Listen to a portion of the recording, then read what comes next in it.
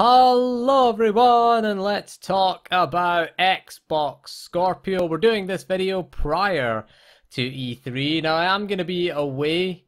I'll be off on holiday the week of E3, so won't be doing any E3 coverage at the time. But I will sort of talk about it when I get back. I guess we'll do our sort of reviews of each of the sort of major publishers' press conferences, or major platform holders' press conferences. We did that last year, but I am going away for E3.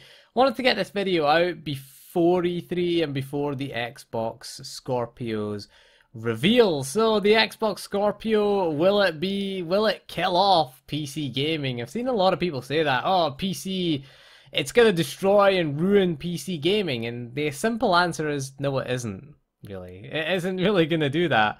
For the first major reason is that it lacks the games of PC. Really, I mean, we've got the largest library of games, and can we play League of Legends, World of Warcraft, CS:GO on the Xbox Scorpio? No, not been announced. Well, maybe they'll get announced. Maybe they'll all get announced for it. Xbox Scorpio. So they have released some information on Xbox Scorpio, and some of its specs, they look interesting. It's still going to be using the Jaguar CPU, those Jaguar cores that were present in the original Xbox One and Xbox One S, and of course present on the PS4 and PS4 Pro. Again, it's an overclocked Jaguar. The 6 teraflop GPU should be around an RX 480 or RX 580. They're around the 6 teraflops of compute performance. Should be around about that. It does have more VRAM though this time, which is good, or total system RAM, should we say, as it has 12 gigabytes of total system memory. Bear in mind that is shared memory. It is shared between the system RAM and the VRAM. That's good, because I think the PS4 Pro only had 9 gigabytes of total system memory. Bear in mind how these systems work, how these consoles work, is they use the unified memory architecture, where the CPU and the GPU are on the same die, and they both have access to the one big pool of RAM. Basically, it's GDDR5, I take it. Yeah, it is fact GDDR5 in the Scorpio. GDDR3 in the Xbox, original Xbox One, I think, and the Xbox One S as well. Not too sure on that one. But yeah, it will be GDDR5. Makes sense. The higher bandwidth is going to be necessary for 4K, and having more VRAM available is certainly going to be needed at 4K. Those texture sizes go up exponentially. There's a lot more pixels being rendered, and of course it does mean more VRAM usage. Even things like the GTX 1080 Ti is 11 gigabytes of dedicated VRAM, we should say. Graphics cards and PC systems have their own dedicated RAM. You've got your CPU, which uses the main system RAM. I have 16 gigabytes of system RAM, and my GTX 1070 has 8 gigabytes of dedicated GDDR5 graphical RAM, VRAM as it's known. So that is good in that sense, that it's going to have more RAM available to it, which means that it should be able to handle 4K. Now, the big claim is that it will do 4K 60 FPS. I find this is unlikely in most games. Certainly a lot of games that currently sort of Xbox One games are struggling to hit 1080p. And 30 FPS, so it would be a huge leap, especially when you're using the same CPU architecture. Now, they have made improvements to the CPU kind of architecture and the way it communicates with the GPU. They've built DirectX 12 into the hardware, which is interesting. So Scorpio is going to be built around the concept of DirectX 12, which isn't a huge surprise, given that, of course, DirectX 12 is a Microsoft technology. It's Microsoft's API. So building around DirectX 12 makes sense. What they've managed to do is cut the interaction, or the number of instructions required for the interaction between the CPU and the GPU. They've cut that down significantly, which will reduce CPU overhead quite a bit in terms of when it communicates with the GPU, but it won't reduce CPU overhead to a huge extent. The CPU will still have to do physics-heavy games like GTA 5, where it has a lot of there's a lot of physics with the cars, and there's the AI for the traffic and pedestrians and things like that. When you're in a sort of dense, sort of populated area, very CPU intensive. So that's not really going to have an effect on that, because of course they have to, you know, of course you have to have physics. Physics. If you crash a car, you're going to have a lot of physics actions going on. You've got things like the traffic AI, you've got the pedestrian AI, you've got things like that are all running while you're there. So that's not going to cut it down significantly. So that Jaguar CPU is still going to be a bottleneck in games that rely heavily on the CPU. So that's why I doubt really that it is going to be able to dramatically do 4K and 60 FPS. If it can do 1080p and 60 FPS, of course, that would be a big gain. Of course, CPU load doesn't really change that much based on resolution. It's not as if the laws of physics changed because there's a higher resolution or the AI gets any smarter. So the calculations are still going to be there. That's why the PS4 Pro is such a disappointment, really, because there's two things you kind of want from that. 4K at 30 FPS, that's native 4K, 2160p at 30 FPS, should we say, not 60, or 1080p at 60 FPS, and it can do neither. And people say, oh, it can do 1800p with upscaling, or checkerboarding, as they call it, or it can do, you know, it can do 1440p. The problem is, it was marketed as a 4K system. Microsoft are marketing the Scorpio as a 4K system. We better bloody well get 4K out of it, or I'm not going to buy it. I'm certainly not going to buy an Xbox Scorpio. We didn't buy a PS4 Pro for that reason. It's like, no, it's not 4K. I'm not interested. Got a PC. I can do 4K on that. 4K most of the time at 30 FPS, and yeah, I'm okay with that. We're not hitting a CPU bottleneck on my i5 6600K, but I am hitting the GPU bottleneck in most games. You play games like Rise of the Tomb Raider, almost maxed out, mostly sort of high settings. You can't play it maxed at 30 FPS because it is very graphically demanding, that game. So you have to turn down a few settings. It'd be interesting to see how the Scorpio handles games like Rise of the Tomb Raider. That would be an interesting one for Scorpio. PS4 Pro doesn't do it at max settings at 4K and does 30 FPS at 4K. I think it does do the checkerboarding in Rise of the Tomb Raider. A lot of people say, should we have checkerboarding on PC? I'd be quite open to it. If it gave you a stable frame rate, then yeah, it would be quite interesting to have on PC. They probably will do checkerboarding on Xbox Scorpio, really. They probably will. Some games will. I imagine they'll be 1800p and scaled up to 4K in using that method, which is a pretty, you know, I think a lot of people have criticized it. It is quite a clever technique. But I think the problem is, it's not so much the technique itself, it's the fact that they're trying to market the console as 4K, and 4K is 3840 by 2160. That's the resolution. It's not 3200 by 1800. You know, that's not the standard for 4K or Ultra HD. That's the standard, and they're not hitting that standard. And they've set, people say resolution doesn't matter. And I agree to an extent. When you get sort of beyond 1440p, I don't think it really matters that much. The problem is that it's marketing. They've marketed to us that 4K is relevant. I don't think 4K is hugely relevant. I think Scorpio and the PS4 Pro would have been so much better just focusing on 1080p, 60 FPS, or maybe even 1440p. It's a kind of halfway house between 1080p and 4K, and does look significantly better than 1080p, and I think it would have been more achievable with the current hardware without resorting to resolution scaling and checkerboard rendering. Would have been way more achievable for them, I think. And again, the big reason why 4K, certainly from Sony's point of view, the reason why they really want to do 4K is they want to sell you TVs. They want to sell those Bravia TVs, those Sony Bravia TVs with 4K. So they're trying to sell you them. They're trying to, obviously Sony try to sell you HD TVs with the PS3 and Xbox 360.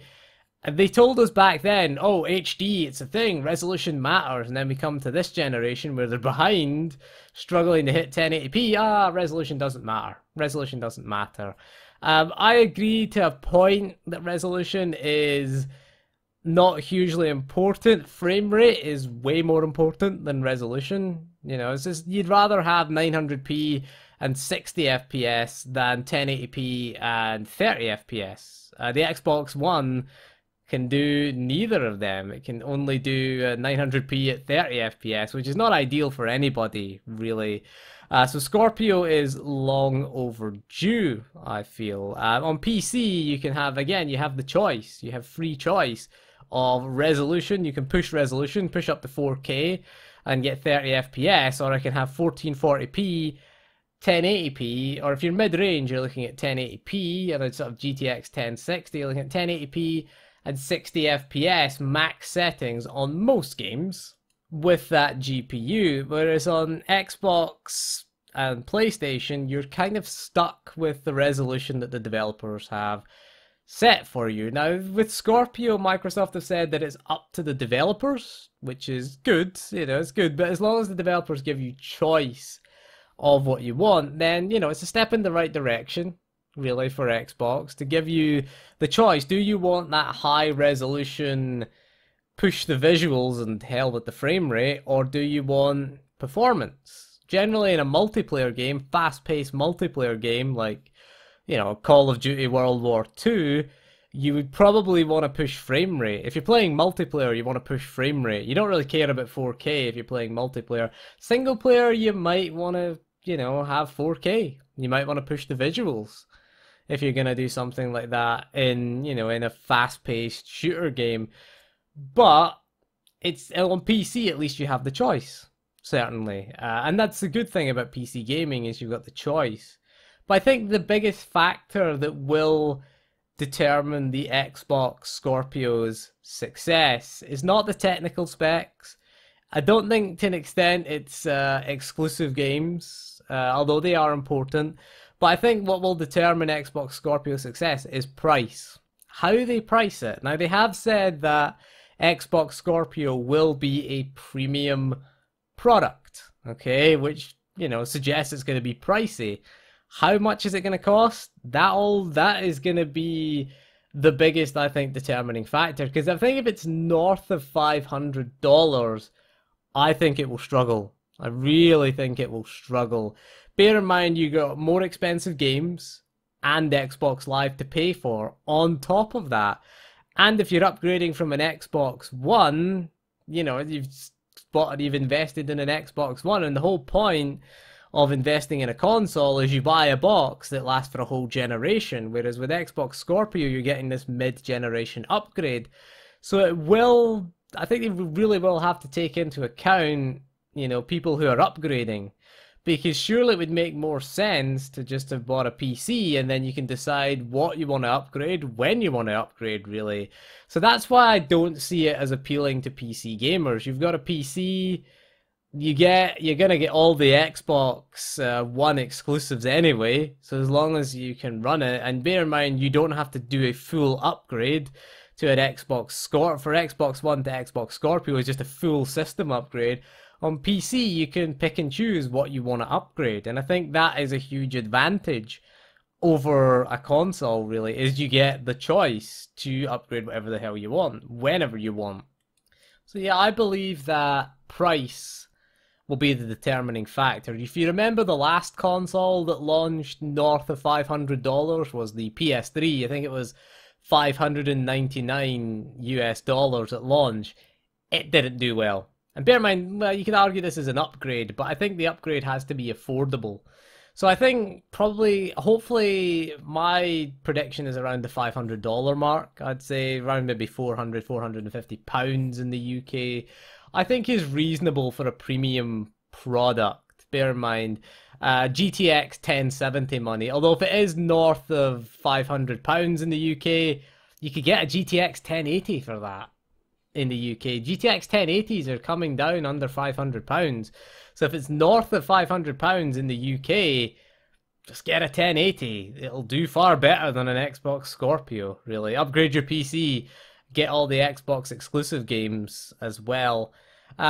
Games are important to it. It does need games, and the Xbox One has lacked games this year compared to the PS4, certainly. And PC, we've got some, we've got some really good games this year. We got Nier Automata as well as the PS4 users. We got Bayonetta and Vanquish. I mean, they're all games, but it's nice to have them on PC, and we're getting, whatever Xbox exclusives release as well. And we've had a few, other the PS4 games, so we've had a decent year on PC, really, for gaming. We get most of the sort of big AAA games, and we get sort of decent indie games as well on PC. So I really feel like owning an Xbox Scorpio, am I gonna get one? No. Currently, no. Is there anything that can really persuade me to get one? Not really, is the answer. And I'm a PC gamer, and I look at the Xbox Scorpio and think, well, I mean, it's great for those who are playing on Xbox One, who are playing at 900p and 30 FPS. It's going to be a huge upgrade for those guys. I think it's great that they're getting the opportunity to, play some games at a decent frame rate, or a decent, or a proper resolution, we could say 1080p or higher resolution, because 900p always feels like a compromise. It really does. You can see the difference between Xbox One. You can tell the difference, I think, between 900 and 1080. There's not a huge difference, but the 900p stuff always seems a bit softer. Just like you can easily tell, I can easily tell the difference between sort of 1080 and 1440p. You can tell the difference as soon as you see it, and 4K is a huge leap, I feel, over 1080p. So you will be able to tell the difference between the resolutions. It always appears softer, the 900p stuff, than sort of crisp, sharper 1080p, and then you go to 1440. 4K is amazingly good looking games. So 4K gaming is something that's still, I think, still a little bit sort of out of reach, I feel, right now. I just think the sacrifices that you need to make to performance aren't worth it. But if Xbox Scorpio, if it can do 4K 60, it'll probably be medium settings that it'll do, and it will look better than, than sort of 1080p ultra settings, but you will get less effects, I would say. You'll get less things going on. Textures will be less detailed overall. But yeah, I feel like the Scorpio is, it's a good step for Microsoft. I think, was it necessary? Well, you can argue yes, because we're struggling to hit 1080p. I think the Xbox One was designed as a media box that could play games. What they should do is a gaming box that can play media. That would be so much better. And PC gamers generally don't want a console. That's just a general thing. PC gamers like the freedom of gaming on a PC. And if you want to play on the TV, you can always just buy like a Steam streaming box, or as I do, I've got my TV is quite near my PC, so I just move the HDMI cable. Take the HDMI cable at the back of the monitor, plug it into the TV. Voila! I can sit on the couch and I can play PC games on the couch. So for me, it's not really a huge issue. I can use my PS4 controller wirelessly. I just need a Bluetooth dongle or have Bluetooth built in, and that's it, really. I can sit on the couch and do PC gaming. Not really an issue. Certain games you can't play, like, like World of Warcraft or RTS games or anything like that, because you need a mouse and keyboard.